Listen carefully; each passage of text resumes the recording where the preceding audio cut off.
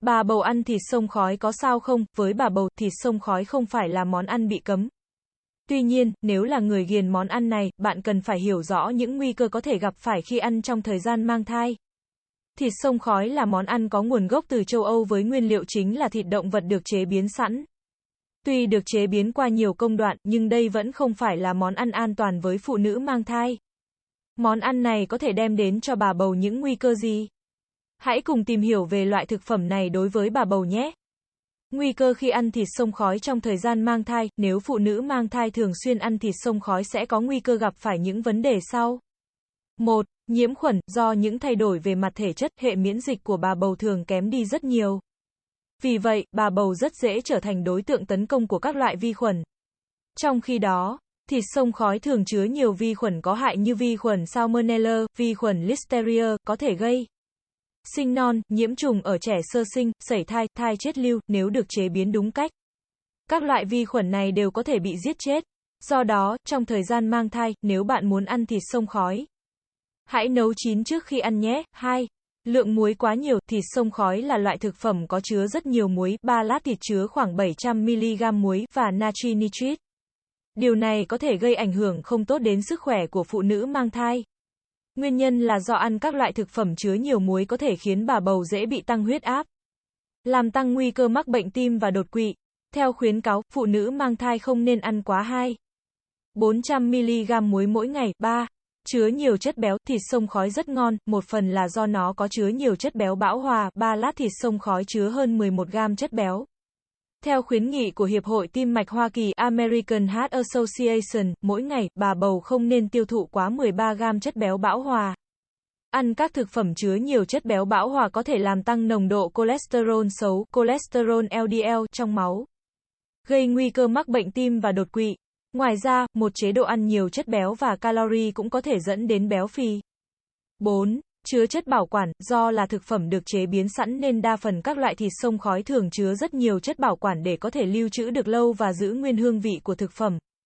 Trong thời gian mang thai, nếu bà bầu ăn các loại thực phẩm chứa nhiều chất bảo quản thì có thể gây ra tác động không tốt cho sức khỏe của mẹ lẫn thai nhi. Lợi ích của việc ăn thịt xông khói, nếu bạn chế biến thịt xông khói đúng cách và ăn ở mức độ vừa phải, món ăn này vẫn đem đến một số lợi ích sức khỏe như thịt xông khói có hàm lượng dinh dưỡng cao với nhiều vitamin và khoáng chất tốt cho sức khỏe bà bầu như vitamin B6, vitamin B12, sắt, magie, kẽm. Với những người không thích ăn cá, thịt xông khói có thể là nguồn thực phẩm thay thế giúp bổ sung omega 3 cho cơ thể. Ngoài ra, thịt xông khói cũng rất giàu choline, tốt cho khả năng ghi nhớ và sự phát triển hệ thần kinh của thai nhi. Theo các nghiên cứu tại Đại học Bắc Carolina, Mỹ, nếu phụ nữ mang thai không bổ sung đủ choline trong thai kỳ thì bé sẽ nguy cơ bị dị tật bẩm sinh cao gấp 4 lần. Cách chế biến và xử lý thịt xông khói, tuy thịt xông khói có thể gây ra nhiều nguy cơ cho bà bầu nhưng nếu biết cách chế biến và xử lý, bạn vẫn có thể ăn món ăn này trong thời gian mang thai. Chọn mua thịt xông khói, khi chọn mua thịt xông khói, bạn hãy lựa chọn thịt được chế biến kỹ, ưu tiên những sản phẩm được sản xuất bởi các cơ sở uy tín. Chất lượng, xem kỹ hạn sử dụng ghi trên bao bì, tránh tình trạng mua phải sản phẩm quá đắt, hết hạn sử dụng. Bảo quản thịt xông khói nên được bảo quản trong tủ lạnh ở nhiệt độ khoảng 4 độ C hoặc thấp hơn. Nếu để trong ngăn mát, thời hạn sử dụng là khoảng 7 ngày. Còn nếu bạn để trong tủ đông thì bảo quản được 1 tháng. Chế biến thịt xông khói, trước khi chế biến, hãy chú ý rửa tay sạch. Sau khi chế biến, bạn nên rửa sạch tất cả các dụng cụ đã tiếp xúc với thịt trong quá trình chế biến như thớt, dao, chén, đĩa. Để đảm bảo an toàn cho sức khỏe, bạn cần phải nấu chín các loại thịt xông khói ở nhiệt độ trên 73,8 độ C trước khi ăn. Bạn có thể cho vào chảo và chiên kỹ, lựa chọn thay thế thịt xông khói cho bà bầu. Thịt xông khói thường chứa nhiều chất béo, muối và calorie, nếu ăn nhiều sẽ gây ra một số nguy cơ nhất định.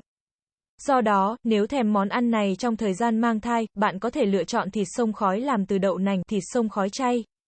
Đây là loại thực phẩm không có hoặc có rất ít chất béo bão hòa và chỉ chứa khoảng 25 calorie. Nếu bị nhiễm khuẩn, bạn cần phải làm gì? Nếu không cẩn thận, bạn hoàn toàn có thể có nguy cơ bị nhiễm khuẩn Listeria khi ăn thịt xông khói. Khi rơi vào tình huống này, bạn sẽ có các triệu chứng sau: đau dạ dày, mệt mỏi, nôn, sốt. Những triệu chứng này thường giống với các triệu chứng của thai kỳ. Do đó, nếu bạn thấy nghi ngờ, hãy đến bác sĩ khám ngay nhé. Nếu thật sự bị nhiễm khuẩn, hãy tuân thủ theo hướng dẫn điều trị của bác sĩ. Ngoài ra, bạn cũng nên nghỉ ngơi và uống nhiều nước để tránh mất nước. Nhìn chung, bà bầu vẫn có thể thưởng thức thịt xông khói miễn là thịt đã được nấu chín kỹ. Hãy tránh ăn món ăn này bên ngoài bởi bạn không biết chắc được là thịt đã được chế biến kỹ hay chưa. Ngoài ra, bạn cũng chỉ nên ăn ở một mức độ vừa phải, tránh ăn quá nhiều để giảm nguy cơ gặp phải các biến chứng thai kỳ nguy hiểm mẹ nhé. Nhấn đăng ký kênh để cập nhật những kiến thức hữu ích nhé. Hành trình bỉm sữa nuôi con khỏe dạy con ngoan.